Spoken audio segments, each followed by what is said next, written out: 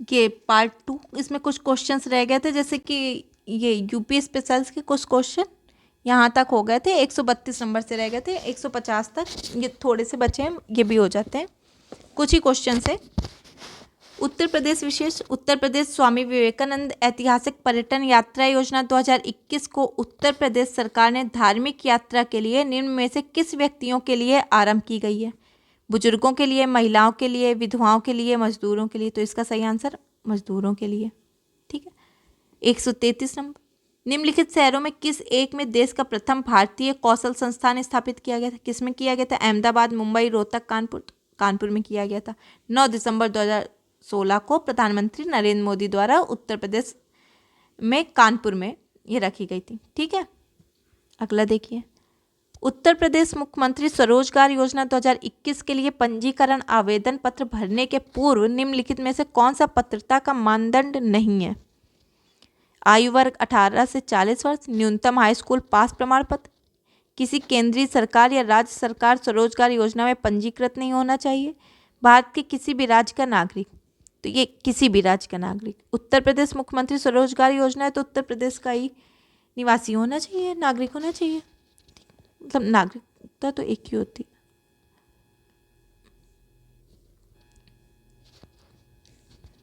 अगला क्वेश्चन, निम्नलिखित में से कौन सी योजनाएं उत्तर प्रदेश में बजट 2021-22 में शामिल की गई हैं? आत्मनिर्भर कृषक समन्वित विकास योजना, मुख्यमंत्री सक्षम सुपोषण योजना, मुख्यमंत्री प्रवासी श्रमिक उद्यमिता विकास योजना, युवा उद्यमिता विकास अभियान। तो इसमें कौन सी ये शामिल है? आत्मनिर्भर कृषक समन्वित विकास योजना, मुख्यमंत्री सक्षम सुपोषण योजना, मुख्यमंत्री प्रवासी श्रमिक उद्यमिता विकास योजना। तो इसका ऑप्शन हो जाएगा ए। ठीक है। अगला क्वेश्चन, उत्तर प्रदेश का निम्नलिखित में कौन सा जिला क्षेत्रफल की दृष्टि से सबसे छोटा है? सबसे छोटा जिला हापुड़ है। ठीक है। और जनसंख्या की दृष्टि से सबसे सबसे छोटा हापुड़ है। महोबा सबसे छोटा जिला है, ये सबसे छोटा जिला है। ये क्षेत्रफल के हिसाब से, ये जनसंख्या के हिसाब से। विविध देख लीजिए। भारत में आपदा प्रबंधन के लिए राष्ट्रीय आपदा प्रबंधन डिवीज़न गृह मंत्रालय में एक नोडल डिवीज़न है। राष्ट्रीय आपदा प्रबंधन प्राधिकरण का पदेन अध्यक्ष कौन है? तो इसका प्रधानमंत्री। फ्लाई ऐश प्रदूषण होता है ये ताप विद्युत संयंत्र से। किससे होता है फ्लाई ऐश प्रदूषण? ताप विद्युत संयंत्र से। एनटीपीसी के सिंगरौली स्थित इकाई के संदर्भ में निम्नलिखित में से कौन से कथन सही है? छत्तीसगढ़ राज्य के उत्तरी भाग में है, और ये नहीं, यह एनटीपीसी की सबसे पुरानी इकाई है। केवल 2। ठीक है। एनटीपीसी की सिंगरौली इकाई मध्य प्रदेश के उत्तरी भाग में स्थित है, छत्तीसगढ़ में नहीं है, मध्य प्रदेश में। ठीक है। 1970 में हुई थी, सबसे पुरानी इकाई है। निम्नलिखित में कौन से आयोग या समिति की सिफारिश पर भारत के अंतरराज्य परिषद की स्थापना की गई? पुंछी आयोग, राजमन्नार आयोग, कोठारी समिति, सरकारिया आयोग। अंतरराज्य परिषद की स्थापना सरकारिया आयोग, अनुच्छेद 263 के तहत। ठीक है। स्टैच्यू ऑफ पीस भारत के किस राज्य में अवस्थित है? राजस्थान में। निम्नलिखित में कौन सा संविधान संशोधन अधिनियम जीएसटी वस्तु एवं सेवा कर नियमों के कार्यान्वयन के लिए आवश्यक प्रावधान करता है? ऑप्शन देख लीजिए।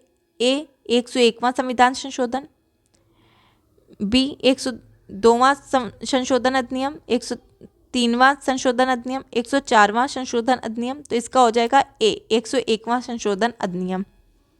ठीक है। जीएसटी नियमों के कार्यान्वयन के लिए आवश्यक प्रावधान करता है। निम्नलिखित राज्यों के पठन पर विचार कीजिए तथा उन्हें कालक्रम अनुसार में व्यवस्थित कीजिए। ए गोवा, तेलंगाना, झारखंड, हरियाणा। तो इसका हो जाएगा हरियाणा सबसे पहले, हरियाणा 1 नवंबर 1966 को, और फिर उसके बाद हो जाएगा गोवा 30 मई 1987, 2 जून 2014, झारखंड 2000।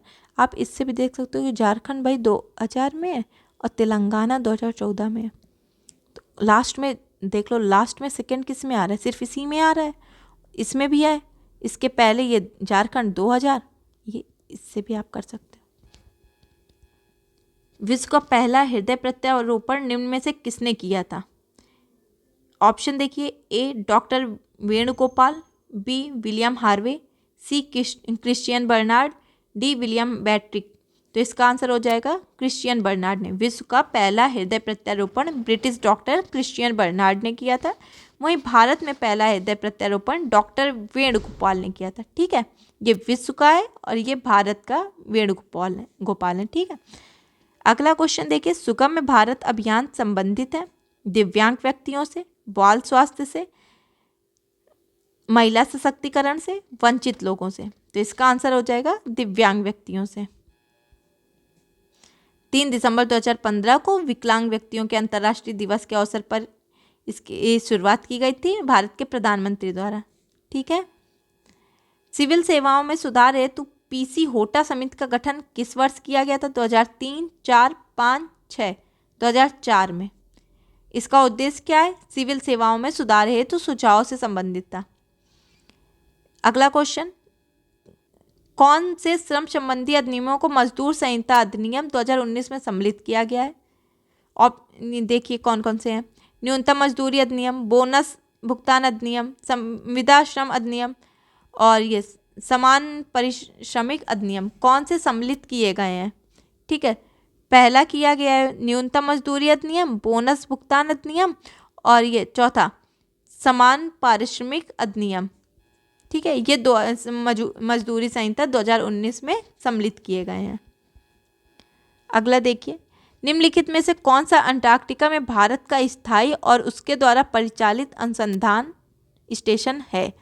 भारत और आर, भारती और दक्षिण गंगोत्री, भारत और मैत्री, दक्षिण गंगोत्री और मैत्री। तो इसका आंसर हो जाएगा भारती और मैत्री। ठीक है, मैत्री जो है अनुसंधान केंद्र अंटार्कटिका में भारत का दूसरा अनुसंधान केंद्र है। इसका निर्माण 1989 में किया गया था। ठीक है, और भारतीय अनुसंधान केंद्र अंटार्कटिका में भारत द्वारा स्थापित तीसरा अनुसंधान केंद्र है। ठीक, अगला देख लीजिए, ग्रंथ रचयिता है। रागमाला किसकी है? पुंडरीक विट्ठल की है। रस कौमुदी श्रीकंठ की है। राग विबोध सोमनाथ की है। चतुर्थ दंडी प्रकाशिका वेंकटरमन की है। इसका पहला सही हो जाएगा। रागमाला, पुंडरीक विट्ठल, रस कौमुदी श्रीकंठ, राग विबोध सोमनाथ, चतुर्थ दंडी प्रकाशिका वेंकटरमन की। इसमें योजना प्रारंभ वर्ष बताइए। आम आदमी बीमा योजना 2007 में शुरू हुई थी। पीएम आत्मनिर्भर स्वस्थ भारत योजना 2021 में शुरू हुई है। आप इसी से मिला लीजिए, सी बी का पहला और पहले का तीसरा। देख लीजिए, प्रधानमंत्री जन आरोग्य 2018 में, प्रधानमंत्री सुरक्षा बीमा योजना 2016 में हो गया। आम आदमी बीमा योजना 2007 में, पीएम आत्मनिर्भर स्वस्थ भारत योजना 2021 में प्रारंभ हुआ। प्रधानमंत्री जन आरोग्य योजना 2018 में और प्रधानमंत्री सुरक्षा बीमा योजना 2016 में। ठीक है, ये 2021 का प्रीवियस ईयर के सारे क्वेश्चन है। ये 2 पार्ट में डिवाइड हो गया क्योंकि ज़्यादा रिकॉर्डिंग हो गई थी। तो इसमें जो हमने करंट के कराए हैं, तो करंट में ये देखना है कि कैसे क्वेश्चन पूछे जा रहे हैं। ठीक है, और स्टैटिक पोर्शन हमेशा रिपीट होता है। तो आपको बताया कि करंट में ऑर्गेनाइजेशन से क्वेश्चन बनते हैं, खेल से बनेंगे, कहाँ की खिलाड़ी है, इस बार तो ये भी क्वेश्चन पूछा गया। तो ऐसे आप देखिए, एनालिसिस करिए। ये जो 12 जून को एग्ज़ाम होना है, इसमें बहुत ही बेनिफिशियल रहेगा। ठीक है, थैंक यू सो मच।